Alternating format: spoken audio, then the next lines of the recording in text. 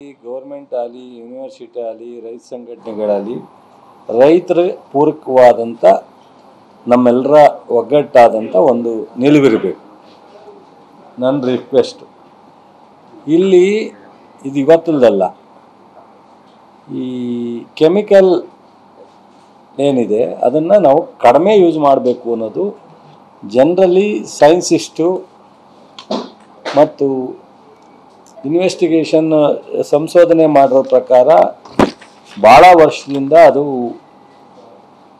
ಎಳೆದಾಡ್ಕೊಂಡು ರೈತರಿಗೆ ಸರಿಯಾದ ರೀತಿ ಮಾಹಿತಿ ಪ್ರಚಾರ ಕೊರತೆಯಿಂದಾಗಿ ಬರ್ತಾ ಇಲ್ಲ. ಸೊ ಕೇಂದ್ರ ಸರ್ಕಾರ ಇದನ್ನು ಸಪ್ಲೈ ಮಾಡ್ತಕ್ಕಂಥದ್ದು ಮೆನ್ಯೂರ್, ರಾಜ್ಯ ಸರ್ಕಾರ ಪ್ರೊಡಕ್ಷನ್ ಮಾಡಲ್ಲ, ಕೇಂದ್ರ ಸರ್ಕಾರ ಪ್ರೊಡಕ್ಷನ್ ಮಾಡಿ ಸರಬರಾಜು ಮಾಡ್ತಕ್ಕಂಥದ್ದು.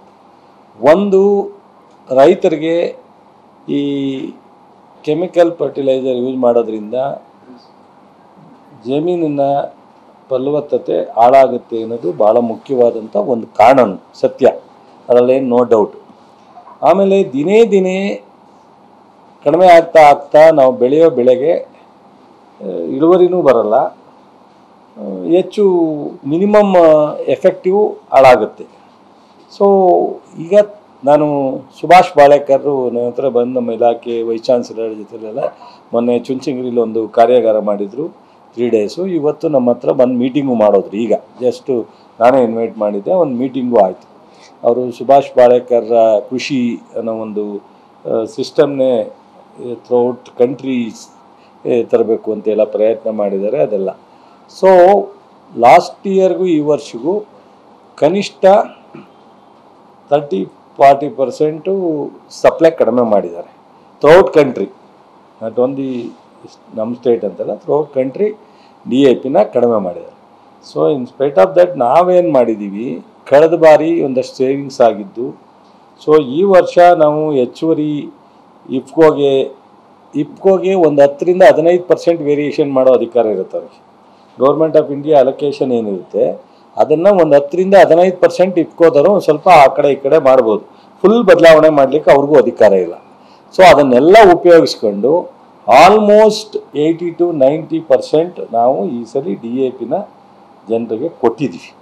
ಎಲ್ಲೂ DAP with complex, so mix ಮಾಡಿ ಕೊಡಬೇಕು. ಕೊನೆ ಸೋಯಿಂಗ್ವರೆಗೂ DAP ಮುಗಿದೋಯ್ತು ಅಂತೇಳಿ ಯಾವ ತಾಲೂಕಿನಲ್ಲೂ ಯಾವ ಜಿಲ್ಲೆನಲ್ಲೂ ಹೇಳಬಾರ್ದು ಅಂತೇಳಿ ಅದನ್ನು ಮಾಡಿದ್ವಿ. ಆಲ್ಮೋಸ್ಟ್ ನಮ್ಮದು ಈ ವರ್ಷ, ನಮಗೆ ಮುಂದಿನ ವರ್ಷ ಸೆಂಟ್ರಲ್ನವರು ಸಪ್ಲೈ ಯಾವ ರೀತಿ ಮಾಡ್ತಾರೆ ನೋಡಬೇಕು ಕಾದಿ.